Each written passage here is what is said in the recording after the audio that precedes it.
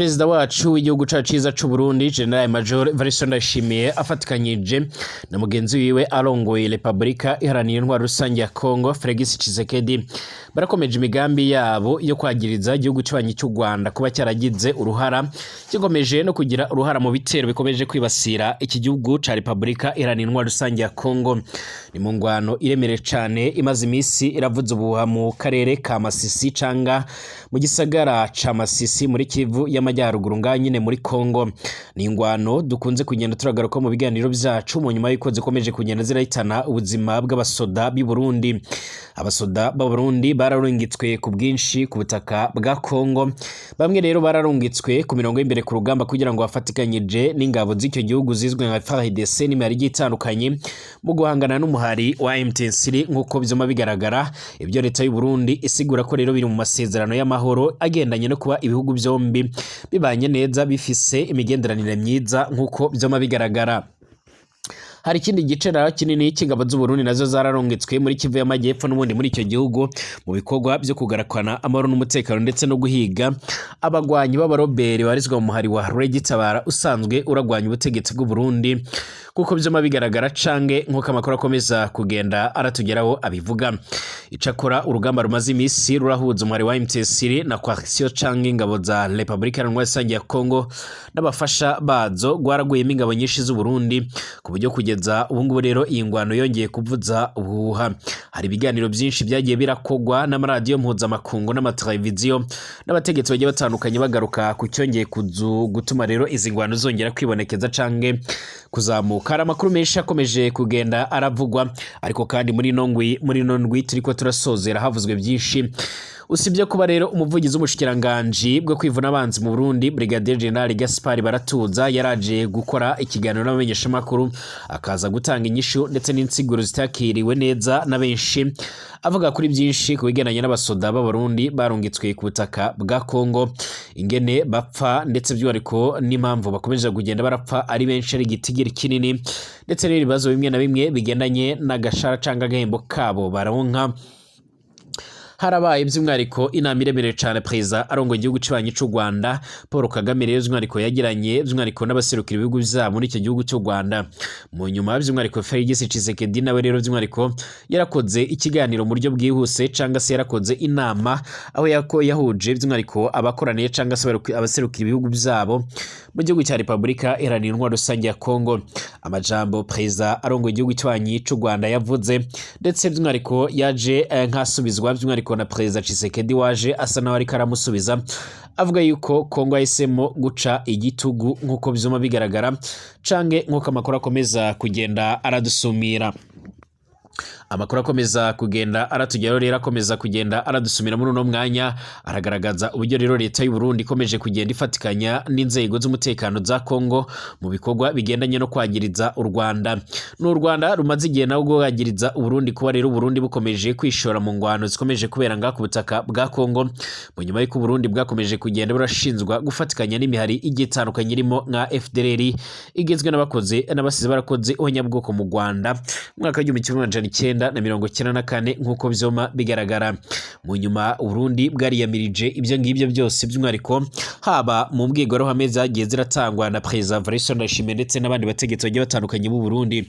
Kugeza uno mwanya rero umwuka mubi urakomeje kugenda ututumba, urakomeje kugenda uzamuka ku buryo abasesanguzi bavuga ko iyangwano y'akarere k'ibiyaga binini ishobora kuza kwaduka. Ni mu gihe kandi by'umwariko hari hateganyijwe kwigenekerezo rya 15 Kigarama 2024 umwaka uheze ko rero i Rwanda mu gihugu cangura haza gushyirwa umukono ku masezerano y'amahoro by'umwariko hagati ya Perezida arongo igihugu cy'u Rwanda ndetse na Perezida arongo igihugu ca Congo, ariko bikaza kurangira ayo masezerano atabaye. Ayo masezerano mu nyuma yo guhagarara by'umwariko cyangwa se yuko bataragenze neza yarateje ibibazo biremere cyane mu nyuma y'iko rero by'umwariko yakurikiwe n'ingwano ziremere cyane ndetse ingwano zaje no gusiga umuhari wa M23 wongeye kwigarurira iby'umwihariko ibigwati ndetse n'ibisagara bigiye bitandukanye nga ku butaka bwa Kongo nkuko amakuru yama aradusumira. Perezida Tshisekedi ati twakoze amahitamo rero adasubirwaho yo guca rero igitugu ni Tshisekedi nyuma y'ibyo rero Perezida Kagame yavuze.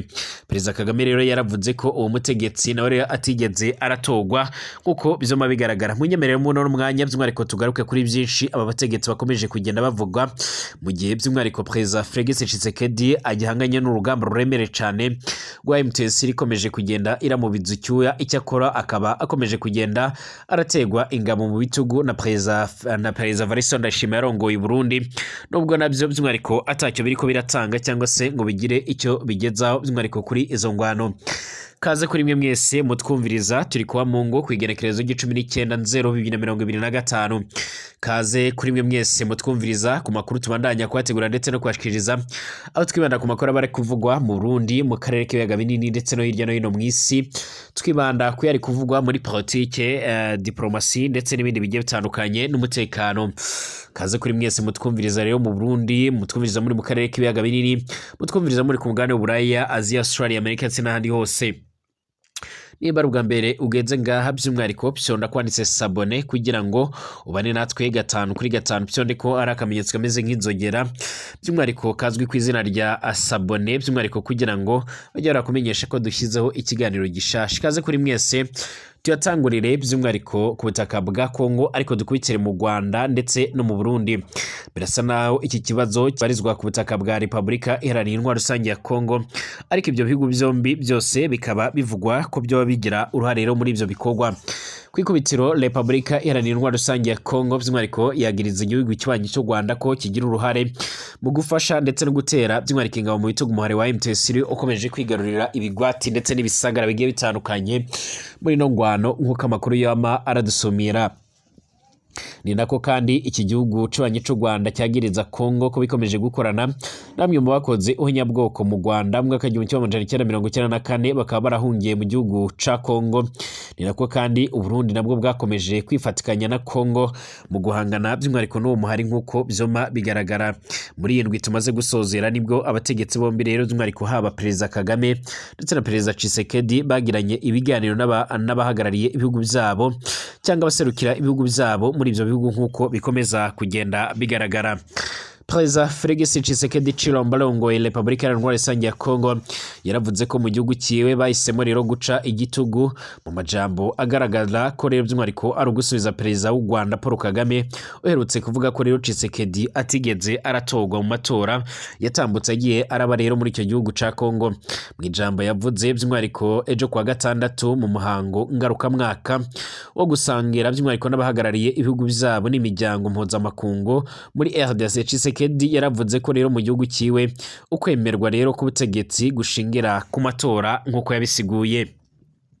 Yarageze ati muri Repubulika Iharanira Intwaro Rusange ya Kongo twarakoze amahitamo adasubirwaho yo guca igitugu ndetse no kubaka demokarasi ihuriweho rero na bose byanyabyo.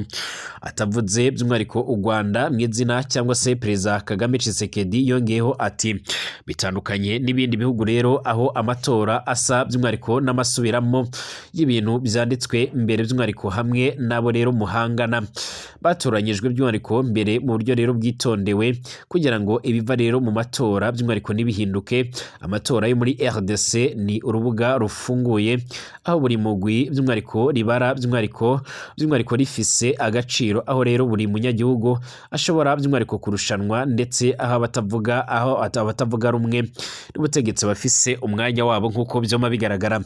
Nyamara witegereje amatora yabaye muri Kongo by'umwihariko abatavuga rumwe n'ubutegetsi bagiye batandukanye by'umwihariko haba nk'umuyobozi w'ishyaka ritavuga rumwe n'ubutegetsi ya Etsembe pour by'umwihariko Moise Katumbi n'abandi bagiye batandukanye barimo nka Dr Denis Mukwege ndetse na Martin Fayulu. Aba bose ni bamwe mu yamirije by'umwihariko ibyavuye muri aya matora. Kuko byamba bitangazwa by'umwihariko urwo rugero rwose rugifitiye ibishobora by'umwihariko kunozwamo ubu ni ikintu gifatirwa rero urugero kuri demokarasi nyinshi zirimo rero gutera imbere nga mu karere k'ibiyaga binini mw'isi ndetse n'ahandi atandukanye. Nibwo bwa mbere Perezida wa RDC agize rero icyo avuga ku mugaragaro nyuma y'uko rero by'umwihariko ku mugoroba ho kuwa kane Perezida Kagame avugiye rero by'umwihariko mu muhango wo gusangira n'abahagarariye ibihugu byabo mu Rwanda nk'imiryango mpuzamahanga ko Perezida Tshisekedi rero by'umwihariko atigeze atorwa na rimwe haba mu matora yo muri 2018 ndetse no mu matora aheruka kuba muri 2023. Avuga ku matora, Kagame rero yaragize ati rero abantu batubwira ko rero bashaka demokarasi ahantu hose by'umwihariko bashishikariza amatora. Akomanga ku meza rero by'umwihariko maremare avugiraho ijambo by'umwihariko Perezida Kagame yongeyeho ati umuntu urimo rero guteza ibibazo muri ibi bintu by'umwihariko ndimo kuvuga biri hagati y'u Rwanda na RDC nta na rimwe rero yigeze inshuro ebyiri rero by'umwihariko yerekana intoki by'umwihariko z'ikiganza cy'iburyo rero atorwa, ati nta na rimwe yigeze atorwa kandi ibyo murabizi rwose. Ariko iyi niyo mpamvu nari ndimo rero kuvuga ko ibimenyetso ntacyo bivuze, ntacyo rero bibabwiye, ibintu byabayeho rero by'umwihariko mu by'ukuri ntacyo bivuze, ibivugwa ntacyo bivuze, ikigize rero icyo kivuze ni icyo rero mutekereza gusa ko kibareba muri ako kanya mu nyungu rero zanyu, naho rero ibisigaye ntacyo bivuze. Uyu mugabo rero Tshisekedi nta na rimwe yigeze atorwa ku nshuro ya mbere habe na busa by'umwihariko, kandi murabizi rero nta n'ikintu gishya rero by'umwihariko ndimo kuvuga, uretse ko rero mutabivuga ku mugaragaro, njyewe nkaba ndimo rero kubivuga ku mugaragaro. Iryo niryo tandukaniro ryonyine, murabizi namwe. Ku nshuro ya kabiri rero nta kintu na kimwe kigeze kiba rero, kandi murabizi rero by'umwihariko nizihe ndangagaciro murimo rero kutubwira by'umwihariko murimo kutubwira mu kubitira abantu rero bamwe, nuko rero abandi bo mukaba mutazi icyo gukora kubakoraho by'umwihariko rero mukibwira ko rero ibyo mbibona ubundi rwose ubundi nkabibubahira, cyangwa se by'umwihariko nkumva nk'ibyo ngibyo mumbwira by'umwihariko bidafite n'icyo bivuze muri rusange. Perezida Kagame yaravuze ko rero adashobora kwitwara uko rero ibihugu bikomeye cyane bishaka ko yitwara mu kibazo kiri hagati y'u Rwanda ndetse na Repubulika Iharanira Intwaro Rusange ya Kongo, kuko rero by'umwihariko ababimusaba by'umwihariko kibagiraho ingaruka nkeya, mu gihe we kimugiraho ingaruka zikomakomeye cyane. Ati no gupfa rero ndetse no gukira kuri ngewe. Bwana Tshisekedi yongeye gusaba amahanga rero kureka by'umwihariko amajambo, ahubwo agafatira igihugu cy'ubanyi cy'u Rwanda ibihano biremereye cyane. Aya majambo ya Perezida Kagame rero ndetse na Tshisekedi niyo ya mbere rero akakaye cyane aba bategetsi bombi bavuze ku mugaragaro kuva uyu mwaka wotangura 2025, nyuma y'uko rero inama yari yitezwe kubahuza by'umwihariko mu kwezi guheze by'umwihariko ku buhuza bwa Perezida wa Angola yari yitezwe kugeza by'umwihariko ku masezerano y'amahoro itabaye ku munota wa nyuma nk'uko byoma bigaragara. Impande zombi u Rwanda na RDC zarananiwe kumvikana ku ngingo ijyanye n'ibiganiro hagati ya leta ya RDC n'umuhari wa M23. Impande z'umwihariko zombi zitana bamwana kuwazanye iyo ngingo nk'uko byoma bigaragara. Ibihugu bikomakomeye cyane birimo nka Amerika n'umuryango umwe bw'Uburayi EU biraherutse kongera gusaba u Rwanda gukura ingabo zago ku butaka bwa Repubulika Iharanira Intwaro Rusange ya Kongo, aho bivuga ko rero zifasha umubare w'inyeshyamba wa M23 urwanya ubutegetsi bwa Kinshasa ugenzura ibice binini cyane byo mu ntara Kivu ya ruguru, ukaba unaherutse gufata umujyi wa Masisi. Mbere u Rwanda rero by'umwihariko rwagiye ruhakana gufasha M23, ariko nyuma yaho ntirwahakanye ko rero by'umwihariko ruyifasha, na nyuma ya raporo nshya yo mu kwezi guheze rero by'umwihariko y'inzobere by'umwihariko za ONU ivuga ko rero rufise abasirikare barenga bagera ku 4,000 ku butaka bwa Kongo bagwana ku ruhande rwa M23. Icyakora u Rwanda rwavuze ko rero rudafise abasoda ku butaka bwa Kongo, ruvuga ko icyo rwakoze ari ugushyiraho ingamba z'ubwirinzi. Bamwe rero mu bakuru ba M23 basanzwe by'umwihariko barafatiwe ibihano na Amerika ndetse na ONU na Hero, ariko kandi muri uku kwezi EAO yaravuze ko yiteguriye kwiga ku ngamba nshya kubateza intambara by'umwihariko n'umutekano muke muri RDC.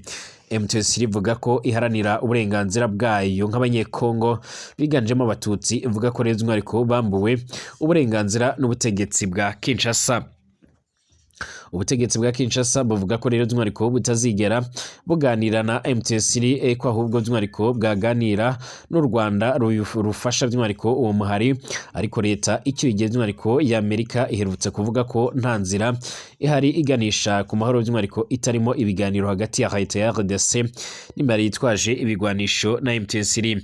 Muri iryo tangazo ryo kuwa gatatu, Amerika rero yongeye gusaba u Rwanda gukura abasirikare barwo n'ibikoresho ku butaka bwa RDC, inasaba abategetsi ba Kongo rero kureka by'umwihariko imikoranire n'umuhari wa FDLR w'inyeshamba z'abanyarwanda wafatiwe ibihano na EAO, Amerika ndetse na ONU ugwanya ubutegetsi bwa Kigali ukorera mu burasirazuba bwa RDC.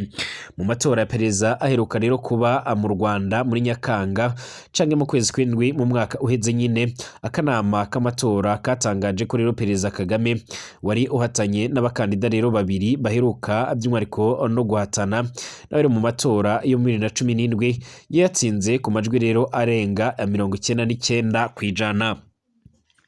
Mu matora ya perezida by'umwihariko aheruka kuba muri RDC mu kuboza kwa 12 mu kuboza nyine kwezi kwa 12 ku mwaka wa 2023, akanama k'amatora katangaje ko perezida Tshisekedi rero by'umwihariko wari uhatanye n'abakandida baharugwa muri 25 yatsinze n'amajwi arenga 73%. Perezida Tshisekedi yageze ku butegetsi bwa mbere by'umwihariko muri Mutarama by'umwihariko mu mwaka wa 2019 nyuma y'amatora yo muri 2018. Perezida Kagame rero ari ku butegetsi kuva mu mwaka wa 2000, ariko kandi abanditsi bamwe rero barimo nk'uwahoze ari umukuru w'inteko ishinga amateka by'umwihariko y'u Rwanda bavuga ko by'umwihariko na mbere yaho akiri vice perezida na minisitiri w'ingabo ubwo FPR by'umwihariko yari imaze gufata ubutegetsi mu 1994 nyuma ya jenoside, ariwe by'umwihariko yari umutegetsi nyakuri w'u Rwanda. Icyakora by'umwihariko witegereje imiyoborere ndetse by'umwihariko uburyo abategetsi bombi baba bayoboye ibihugu byabo by'umwihariko urasanga bifite itandukaniro. Igihugu cy'u Rwanda kirafite umutekano, amahoro ndetse n'ibindi n'iterambere ryiza, biratandukanye na Repubulika Iharanira Intwaro Rusange ya Kongo ikomeje kugenda iragaragaramo intambara ziremere cyane z'urudaca. Kugeza ubu rero amakuru akomeza kugenda aradusumira cange akomeza kugenda aratugeraho arerekana neza yuko by'umwihariko impande zombi haba ku ruhande rw'u Rwanda ndetse na Repubulika Iharanira Intwaro Rusange ya Kongo by'umwihariko hashobora by'umwihariko kuza kwaduka izindi njyane ziremere cyane nk'uko bizoma bigaragara mu nyuma y'uko u Rwanda rwavuze ko rutazemera yuko hari umuntu n'umwe ashobora kuza gusuzugurira u Rwanda by'umwihariko mu gihugu cy'u Rwanda, avuga ko rero by'umwihariko icyo ari cyo cyose gishobora kuzoteza umwuka mubi cyangwa ingano by'umwihariko bashobora kuzogisanga aho kiri bakagitsinda. Abasesenguzi ntibajya umunwa mu kugaragaza ko kuba Burundi bukomeje kwijandika ndetse no kohereza abasoda ku butaka bwa Kongo byerekana imbaraga Kongo ikomeje kugenda ishakisha hirya no hino, ishaka kuzotuma by'umwihariko ibindi bihugu bimwe na bimwe cyangwa se n'u Rwanda nago rugira icyo rukora kuri icyo kibazo. Minisitiri w'intebe wa Israel cyangwa umushikiranganje wa mbere wa Israel bwana Benjamin Netanyahu yarasabye umuhari wa Hamas ko rero watanga urutonde rw'imfungwa z'abanya-Israel by'umwihariko uzarikuna mbere y'uko rero amasezerano atangira gushyirwa mu bikorwa, rero bitabaye ibyo ngibyo ntazashyigwe mu bikorwa. Israel na Hamas byaremeranyije guhagarika ingwano imaze amezi 15 aho imaze kugwamo rero abanya-Israel barenga 1,700 n'abanye-Palestine hafi 1,047.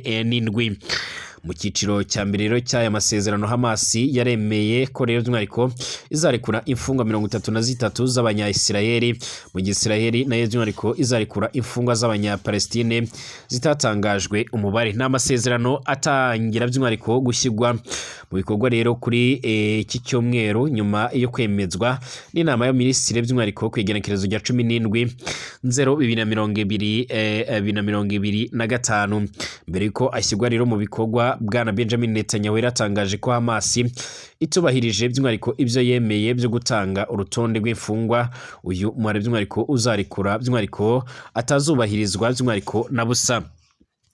yaragize ati uyu mwanzuro by'umwihariko ntuzashyirwa mu bikorwa tutabonye rero urutonde rw'imfungwa zacu zizarikugwa nk'uko rero by'umwihariko twabyemeranyijwe Israel ntizihanganira kwirengagizwa rero kw'aya masezerano ahubwo Hamas niyo rero by'umwihariko izaryozwa ibi byose.